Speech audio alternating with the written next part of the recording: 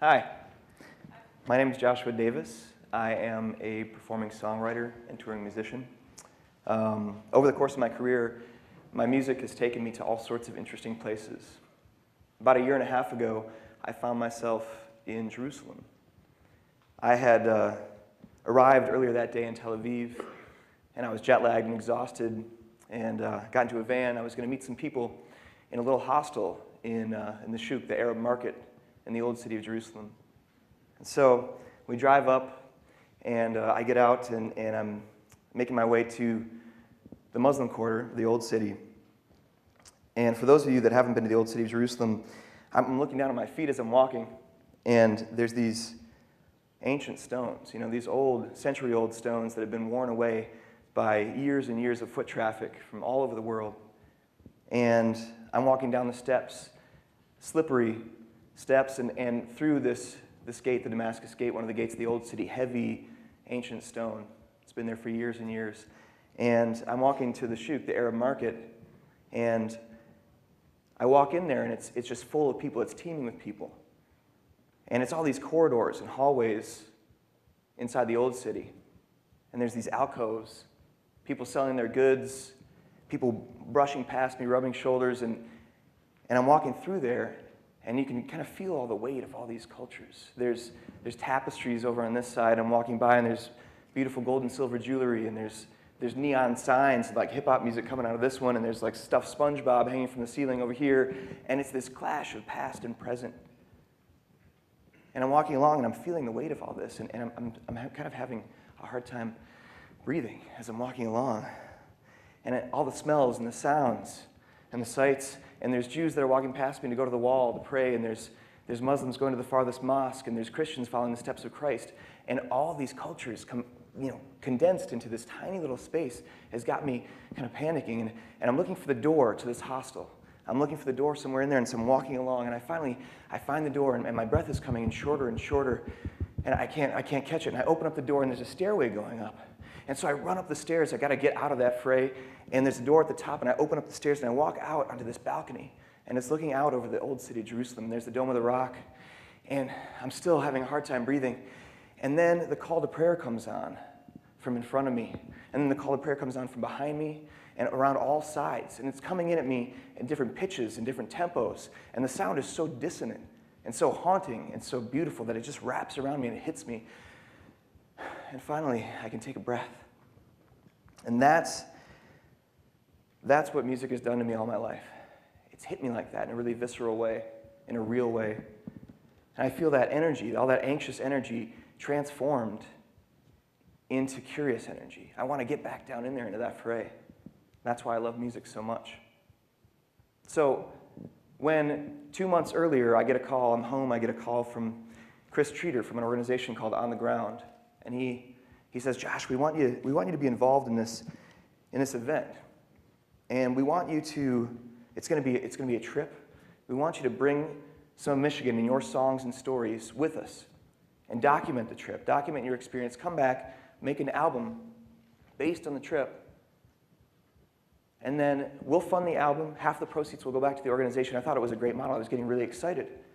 I was a big fan of this organization and the work that they did. They work with fair trade farming communities all over the world, helping to build schools, helping to build sustainable lives for farmers in impoverished areas of the world. So I was thinking, this is great. And then he said, the event's called the Run Across Palestine. And everything stopped. And I heard that word Palestine echoing around in my head because I'm Jewish. And I was raised in a household very much in support of the state of Israel. Not just in support of the state of Israel, but I was raised with the knowledge that the majority of my mom's ancestors were killed in Auschwitz in the Holocaust. I was raised to believe that it was only because of the refuge of the state of Israel that my family wasn't totally wiped off the face of the earth, and that I could be here talking to you right now. Palestine. I was bar mitzvahed in a conservative shul.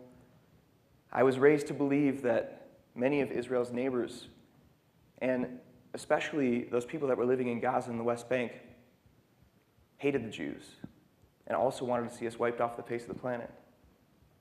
Palestine. So Chris is on the phone, and he's excited, and he's telling me, it's going to be an ultra marathon. 5 days, 129 miles across the West Bank. We're going to be raising funds for fair trade olive farming communities there in Palestine. You know, I'm hearing this on the phone. And I get off the phone, and I think to myself about when I was 18 and I went to Israel before on kind of a Jewish identity trip, thinking about coming back from that trip with a much different idea of what was going on there than my family had. I felt like there was a gap between what I saw happening in Israel and between those ethics at the core of Judaism, those things that we talked about at the Seder table in Passover: compassion, freedom from oppression, equality, liberty, justice, those things. And I felt like there was a disconnect between the policies of the State of Israel and those ethics. So I sat with that for a while. I talked to my wife and my daughter about it, and I was afraid. I was afraid that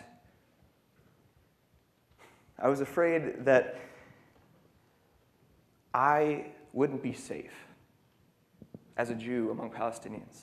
I was afraid of the reaction of my family.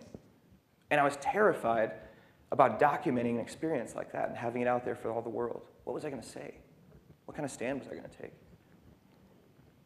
But ultimately, more compelling was my curiosity and the need to answer those questions, and the need to see myself over there with the Palestinians, the need to see what was going on over the wall that separates Israel and the West Bank. So I called him back and I said yes. And a couple months later, there I am, catching my breath on a balcony looking out over the old city. So that night we stayed in Jerusalem. I met lots of wonderful people, all the people from the Run, the athletes, the organizers, the media team. The next day, we hopped into some vans and we went down to Columbia checkpoint, the big checkpoint between Jerusalem and Ramallah. We got through without much difficulty, and we were driving into the West Bank, about an hour and a half, to our first stop on the Run, Tuwani, a little village in the South Hebron Hills. And Tuwani, it's barren out there. And as we kept driving, it got more and more barren, and we pulled up, and the sun was setting, and it was getting dark, and it was getting cold. And the vans pull up into this courtyard that looks more like a barracks. Shacks, broken down buildings, crumbling stone, and people from all the villages around had come to meet us. And it's dark, and we get out of the van, and Chris turns to me and he says, "Get your guitar." So I say, "Okay." I go and I get my guitar, and I walk out in front of this group of people, and I'm standing there, and I'm looking at them, and they're looking back at me, and I've got Bar Mitzvah Josh in my head that's kind of reliving those news clips from Desert Storm and like looking out and seeing Saddam Hussein's cronies looking back at me. And I've got these images in my head of those Chaldean kids that used to kick me around in the playground. And I'm so angry that voice is in my head, spouting all that. But I'm so terrified to be up there in front of these people. And so I reach out to what I call musical comfort food. It's old soul music. And I start playing Sam Cooke's "A Change Is Gonna Come." And just like it always does, when I start playing and singing, my whole body relaxes. All that stuff gets washed away. And I start playing, and by the first verse, I see some smiles out there. And by the second verse, people are starting to clap and sing. I don't know how they know the words. And by the end of the tune, people are out of their seats. They're cheering, they're applauding. People are on other people's shoulders. It's madness. I felt like I was Bob Seger in '75 at Cobo Hall or something. It was nuts. The next 10 days were some of the most difficult and most troubling, but most gratifying and wonderful days of my life. And I sat on the plane on the way back to the States with a notebook on my lap and a pen. And I was frozen.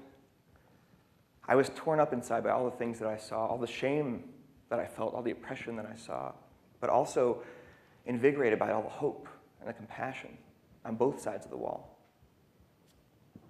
I sat there, though, and I felt like, how am I going to write about this? What am I going to say about this? How do I take a side? How do I say something strong and something that people will remember? I was frozen. I started to feel myself, with all that nervous tension, started to feel myself losing my breath again. So I started humming that Sam Cooke tune, A Change Is Going to Come, in my head. And I was sitting there, and I got to a verse. And the verse is, "It's been too hard living, but I'm afraid to die because I don't know what's out there beyond the sky. It's been a long time coming, but I know a change is going to come." And then I thought to myself, he's not feeding me any answers. He's not telling me what I need to think. The powerful thing about that song is that he is saying, I don't know. I'm afraid. I know that there's some kind of change that has to happen, but I don't know what it is. And so immediately, pen went to the paper, and I started writing. And over the next 2 months, I wrote tune after tune, and I crafted a collection of tunes that I think kind of shows my uncertainty. And it's an honest expression of that. And it's an honest documentation of my experience over there. And it's an album that I think that my Jewish relatives and my Palestinian friends could sit down together and listen to and all gain something from. So when I was working on this talk, I got to this point, and I was like, all right, I'm doing pretty well. And then I kept trying to wrap it up in some way. I kept trying to wrap it up like classic TED Talk style, like with something really nice and pretty that you can take home, put in your pocket, and like sink your teeth into later on. Something that synthesizes the whole thing. And I kept coming up against a wall. I couldn't do it. I couldn't get anything. And I realized that that's not what this is all about. I realized that when I was on that plane that day heading back, I had far more questions than answers. And I think that's the important lesson that I learned, the importance of questions. So instead, I'll leave you with a song. It's a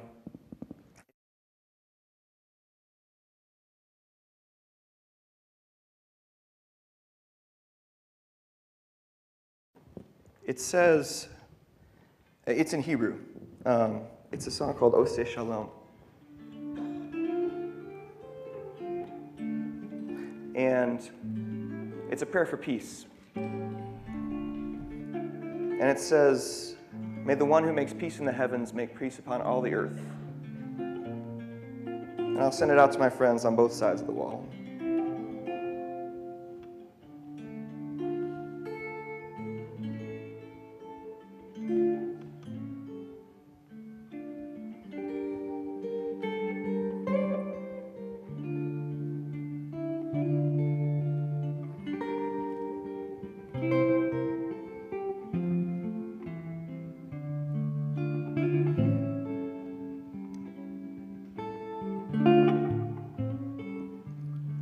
Oseh Shalom b'mamav, Hu ya'aseh shalom aleinu, ve'akol ha'olam v'imru amen. Oseh Shalom b'mamav, Hu ya'aseh shalom aleinu, ve'akol ha'olam v'imru amen. Ya'aseh shalom, ya'aseh shalom, shalom aleinu, v'yakol ha'olam, ya'aseh shalom, ya'aseh shalom, shalom aleinu, v'yakol ha'olam. Shalom, salam, peace. Thank you.